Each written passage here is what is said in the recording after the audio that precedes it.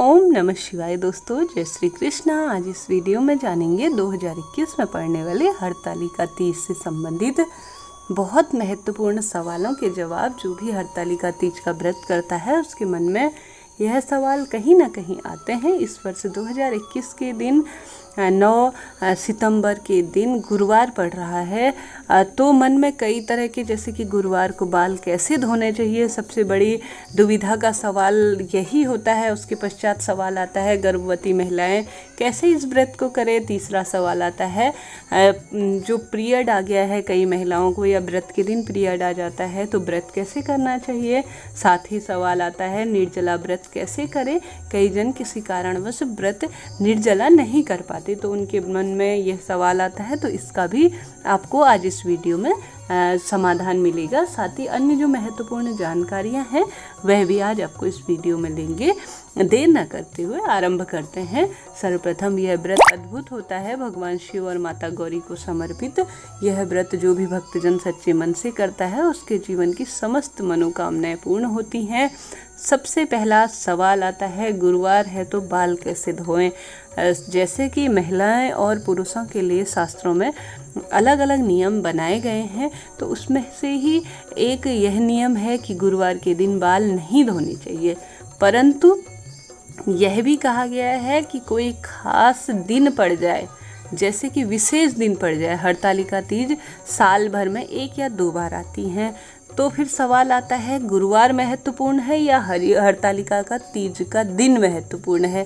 क्योंकि हरतालिका तीज तो कभी कभार आती है। आप जरा सोचिए, पूर्ण रूप से स्वच्छ हो जाना लिखा रहता है किसी भी शास्त्र में, किसी भी व्रत के लिए पूर्ण रूप से स्वच्छ हो जाने का अर्थ होता है बालों सहित खुद को स्वच्छ करना। तो वह हमारे शरीर का हिस्सा है, तो उन्हें गुरुवार हो या मंगलवार हो, व्रत पड़ रहा हो तो उस दिन अवश्य धोना चाहिए। हालांकि हो सकता है कई जगह पर इसका प्रभाव अलग अलग होता है, जैसे कि क्षेत्र रीति, राज्य रीति और कुल रीति के अनुसार चीज़ें बदलती रहती हैं। तो उनमें से ही यह भी सवाल है कि हो सकता है आपके क्षेत्र में कहते हों कि एक दिन पहले धो लीजिए, तो आप इस तरह से भी कर सकते हैं। गुरुवार से पहले बुधवार के दिन पूर्ण रूप से स्वच्छ हो जाइए, बाल वगैरह धो लीजिए, नाखून इत्यादि काट लीजिए, जैसे कि इस व्रत में तैयारी के लिए एक दिन पहले होता है, तो वह कर सकते हैं। नहीं तो कोई दिक्कत नहीं है, गुरुवार का दिन भी है तो आप बाल धो सकते हैं। यह दिन सबसे महत्वपूर्ण होता है। जो बड़े बड़े त्यौहार होते हैं उनमें कुछ नियम बदल जाते हैं, जैसे कि दिवाली का दिन हो गया, राखी का दिन हो गया, यह साल में 1 बार ही पड़ते हैं, तो इनमें यह नियम जो है वह क्षमा याचना करके कुछ कम हो सकते हैं। कुछ दाने चावल के डाल सकते हैं, कुछ दाने गेहूं के डाल सकते हैं। इस तरह से अपने बालों को गुरुवार भी हो तो हरतालिका तीज व्रत के दिन धो लेना चाहिए। यह सही बताया जाता है, पूर्ण रूप से स्वच्छ होकर कहा जाता है अपने व्रत का आरंभ करना चाहिए। अब सवाल आता है गर्भवती महिलाएं व्रत कैसे करें। जैसे कि यह व्रत निर्जला किया जाता है, तो आप निर्जला नहीं रखिए। कहीं भी किसी भी शास्त्रों में यह नहीं कहा गया है कि आप अपने अंदर जो जीव पल रहा है उसे किसी तरह से कष्ट दें।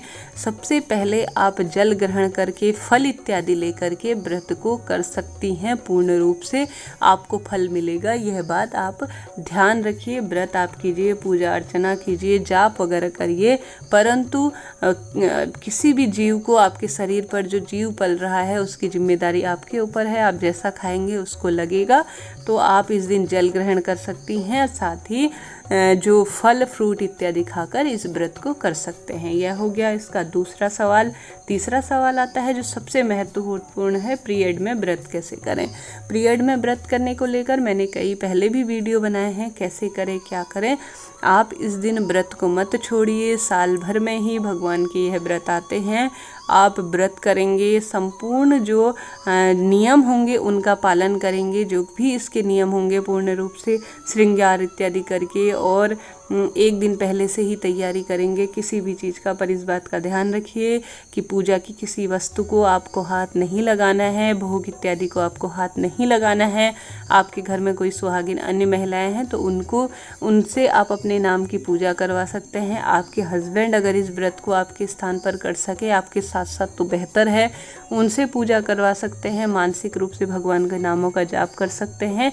आप शारीरिक रूप से अशुद्ध हैं, ना कि मानसिक मानसिक रूप से, आप मानसिक रूप से व्रत के नियमों का संपूर्ण पालन करेंगे, व्रत भी करेंगे, परंतु पूजा आप किसी और से करवा सकते हैं। इसके बाद सवाल आता है निर्जला व्रत कैसे करें, तो यह भी बेहद महत्वपूर्ण सवाल है। आप निर्जला व्रत नहीं कर पाते, किसी शारीरिक कारण से आप किसी विकृति से जूझ रहे हैं, तो आप इस दिन जल ग्रहण कर सकते हैं।